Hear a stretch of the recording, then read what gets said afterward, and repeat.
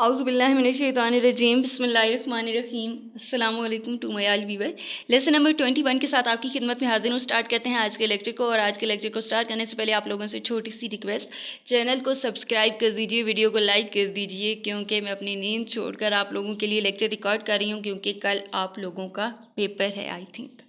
और आप लोगों के कमेंट भी थे कि जल्दी जल्दी 23 तक अपलोड करूं, तो मेरी कोशिश यही है कि आज हो जाएं। अगर कोई एक दो रह भी गए तो उनके लिए माजरत, लेकिन प्लीज़ चैनल को सब्सक्राइब कर दीजिए यार, इतनी मेहनत कर रही हूँ। स्टार्ट करते हैं आज के लेक्चर को। हमारा पहला टॉपिक है सोशलाइजेशन। सोशलाइजेशन में हम आने वाले बंदे को इन्फॉर्म करते हैं और उसको ट्रेन करते हैं, या कह रहे हैं कि उसको आगाह करते हैं कि इस कल्चर के अंदर आपने काम करना है, इस तरह काम करना है। तो ये सारा कुछ हमारे पास आता है सोशलाइजेशन में।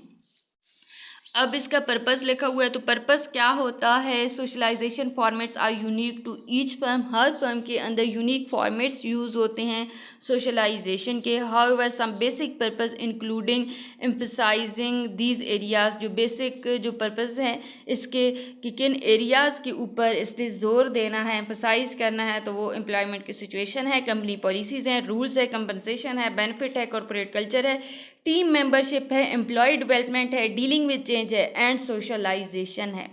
तो अब हम बारी बारी इन सारे एरियाज़ को पढ़ते हैं।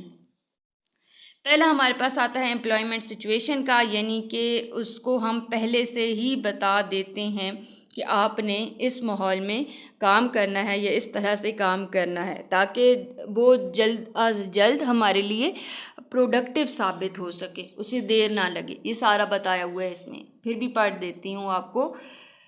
Employment situation, a basic purpose from the firm's viewpoint is to have the new employee become a productive as quickly as possible. Therefore, specific information about performing the job may be provided at early point in time.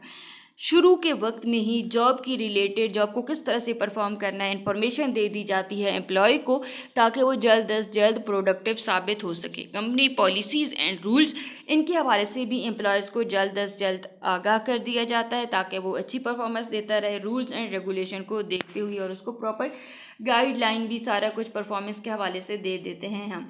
Compensation and benefit, जब हमने उसको बता दिया कि आपने इस तरह से काम करना है, कंपनी की ये पॉलिसीज़ हैं, ये रूल्स हैं, तो ज़ाहिर है थोड़ा सा उसके दिल में आया तो मुझे मिलेगा क्या, इतना सारा काम करूँगा, तो उसको थोड़ा सा खुश करने के लिए हम उसको बताते हैं कि आपको ये कंपनसेशन भी मिलेंगे, ये बेनिफिट्स भी मिलेंगे। तो वो जनाब थोड़ा सा हो गया खुश। फिर उसके बाद जो एरिया है वो ये है कि कॉरपोरेट कल्चर। एक ऑर्गेनाइजेशन के अंदर कॉरपोरेट कल्चर होना चाहिए। एक ऐसा कल्चर हो कि ना सिर्फ यहाँ के जो मकीन हैं, जो हमारी पेरेंट कंट्री के लोग हैं, वो उसको अडॉप्ट कर सकें, बल्कि बाहर से आने वाले अफराद भी कर सकें। ऐसे कल्चर ना हो जो हमारे लोगों के लिए तो बेहतर हो, लेकिन बाहर के लोगों के लिए अच्छा ना हो। तो हमें एक ऐसा कल्चर रखने का चाहिए जो तमाम लोगों के लिए यकसां हो और सब इजीली उसको अडॉप्ट कर सकें। टीम मेंबरशिप का मतलब होता है कि हमारे पास नया बंदा आया है तो हम पहले उससे पूछें, willingness to be a member of our team. अगर तो वो विलिंग है तो फिर उसको रखें, तो तभी वो हमारे पास वैल्यूएबल तौर पर आ सकता है, या काम हमारे ज़्यादा आ सकता है। तो एक वैल्यूएबल मेंबर वही होता है जो विलिंग होता है हमारे साथ काम करने में। तो ये हमें पहले से सिलेक्शन के दौरान ही ये जान लेना चाहिए कि वो विलिंग है या नहीं है। एम्प्लॉय डेवलपमेंट, एम्प्लॉय डेवलपमेंट में क्या होता है? Employ should know exactly what is expected of them. Employ development में हम सबसे पहले उसको बता देते हैं कि ऑर्गेनाइजेशन को क्या चाहिए और उस बंदे से हम क्या एक्सपेक्ट कर रहे हैं, और जब वो इस तरह करेगा तो उसको क्या क्या प्रमोशन मिलेगी। तो ये हमारे पास आता है एम्प्लॉय डेवलपमेंट में। डीलिंग विद चेंज में हम बताते हैं कि अगर चेंजेस आ जाते हैं तो आपने किस तरह से हर लेवल पे डील करना है उनके साथ। सोशलाइजेशन का मैं पहले से बता चुकी हूँ। इसके बाद हमारे पास आते हैं stages in socialisation process. Pre arrival step जो हमारे पास है, या जो हमारे पास स्टेज है, इसमें जो हमारा सिलेक्शन वाला सारा था, जिसमें हम ये देखते थे कि वो बंदा सही फिट है हमारी ऑर्गेनाइजेशन में या नहीं है, उसके अंदर अच्छी स्किल्स हैं या उसका एटीट्यूड कैसा है, उसका बिहेवियर कैसा है, ये सारा कुछ प्री अराइवल स्टेज में आता है। तो अगर वो बंदा सही होता है तो वो हमारे काबिल होता है, नहीं होता तो हम उसको रिजेक्ट कर देते हैं। आप इसकी चौथी लाइन में देखो ना, the selection process is used in most organization to inform prospective employees about the organization as whole, कि उसका अपना नुक्ता नज़र ऑर्गेनाइजेशन के हवाले से क्या है, सिलेक्शन प्रोसेस में ही हमें पता चल जाता है। In addition of course interviews in the selection process also act to ensure the conclusion of the right type. Interview भी हमें बता देता है कि ये बंदा राइट टाइप का है और फिट है जनाब। तो ये सारा कुछ हमारे पास प्री अराइवल में आता है कि हम सारा टेस्ट वेस्ट ले लेते हैं कि ये बंदा वैल्यूएबल है, हमारी एक्सपेक्टेशन पे पूरा उतरेगा या नहीं उतरेगा। फिर हमारे पास आता है इनकाउंटर स्टेज, और इनकाउंटर स्टेज में क्या होता है, upon entry into the organisation new member enter into the encounter stage. जब हमारे पास एंटर हो जाता है रूल वो सारा सिलेक्शन प्रोसेस में, हम उसको समझ लेते हैं कि वो काबिल है, तो अगला मरहला होता है इनकाउंटर, कि वो काउंटिंग में हमारे पास जो सेलेक्ट हुई हैं उनमें आ गया। Here the individual confirm the possible dichotomy between the expectation about their job. अब मुझे नहीं पता इसको प्रोनाउंस किस तरह से करना है, लेकिन मुझे ये ज़रूर पता है कि इसका मतलब यही है कि हमारे पास इख्तलाफात जो होते हैं उनको हम ये कहते हैं डिक्टोमी। तो इसके में ये है कि जब वो काम कर रहा है तो उसके को वर्कर के दरमियान या सुपरवाइज़र के दरमियान जब इख्तलाफात पैदा हो गए हैं उसके अपने नुक्ता नज़र के से और उनके नुक्ता नज़र के हवाले से उनमें कॉन्फ्लिक्ट आ गया है, तो ये इनकाउंटर स्टेज में आ जाता है। If expectation prove to have been more और लेस एक्यूरेट, जो हमने उससे एक्सपेक्ट किया है वो या तो बहुत ज़्यादा अच्छा कर रहा है या फिर बिल्कुल ही लेस एक्यूरेट हो गई हैं। The encounter state merely provide a reaffirmation of the perception generated earlier. However, this is often not the case. Where expectation and reality differ, new employer must undergo socialization. जब ये conflicts आ जाते हैं तो socialisation के ज़रिए से हम उसको बताते हैं कि ये गलती है या जो भी उसके दिमाग में चल रहा है, हम उन तशवीशात को दूर करते हैं, तशवीशों को। अच्छा, इसके बाद अगला स्टेज आता है और इस अगले स्टेज को हम कहते हैं मेटामॉर्फोसिस स्टेज, और इसमें फाइनली क्या होता है, वर्क करता है new member must work out any problem discover during the encounter stage. अब वो सारी प्रॉब्लम ख़त्म हो गई, अब वो दोबारा से अच्छे से काम करना स्टार्ट हो गया, तो जो भी उसके जहन में सारी बातें थी वो हमने ख़त्म कर दी और इस फाइनल स्टेज पर आकर वो काम करना शुरू हो गया।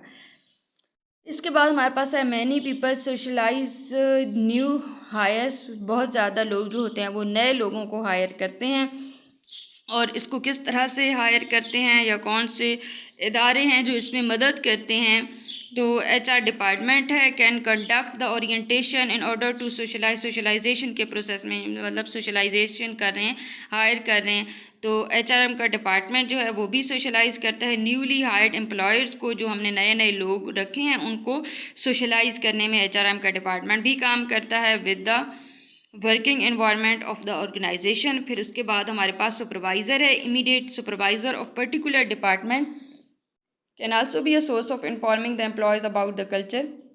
जिस डिपार्टमेंट में एक बंदे ने काम करना है तो उस डिपार्टमेंट का जो सुपरवाइज़र है वो भी रूल्स के हवाले से, प्रोसीजर और पॉलिसीज़ जो भी ऑर्गेनाइजेशन की हैं और ज़्यादा से ज़्यादा उस डिपार्टमेंट के हवाले से नए आने वाले एम्प्लॉय को, जो नया नया हायर हुआ है, उसको इन्फॉर्म कर देता है। इसके अलावा पीयर्स हैं, यानी जिनके साथ उसके जो को वर्कर हैं, उनके साथ जो काम कर रहा है, तो वो भी जो लोग होते हैं वो भी उसको इन्फॉर्म कर देते हैं। ऑर्गेनाइजेशन का जो कल्चर है वो खुद ब खुद एक्सप्रेस कर रहा होता है अपने रूल्स और अपने प्रोसीजर्स को, तो वहाँ से भी वो सोशलाइज हो जाता है बंदा।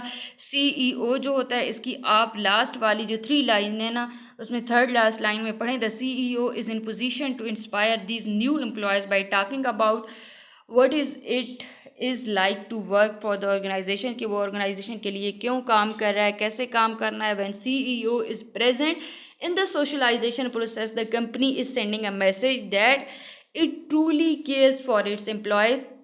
जब CEO होता है तो कंपनी खुद ब खुद ये मैसेज समझ लें कि लोगों के सामने पेश कर रही होती है कि ये केयर करती है अपने एम्प्लॉयज़ की, तो ये MCQs में भी आ सकता है। Topics covered in the employ orientation programme. कौन से टॉपिक्स कवर्ड होते हैं ओरिएंटेशन में? जब आप सोशलाइज कर रहे हो, आप ओरिएंटेशन रख रहे हो, तो उसमें इंट्रोडक्शन, जॉब की ड्यूटीज़, ऑर्गेनाइजेशन के इश्यूज और एम्प्लॉयमेंट के बेनिफिट्स। इसके बाद हमारे पास हायरिंग का प्रोसेस है, तो उसमें हम ट्रेनिंग करते हैं। जब हमने हायर कर लिया और कुछ खामियां हैं अभी, तो ट्रेनिंग करें, डेवलपमेंट करें। और इसके बाद ट्रेनिंग एंड डेवलपमेंट के ट्रेंड हैं, तो ये आप लोगों ने पढ़ लेने हैं। उम्मीद करती हूँ लेक्चर समझ आ गया होगा। और एंड करते हुए लेक्चर आप लोगों से कहूँगी कि अगर SRS किसी ने बनवाना है तो मैं बना सकती हूँ, अगर किसी का प्रोजेक्ट है।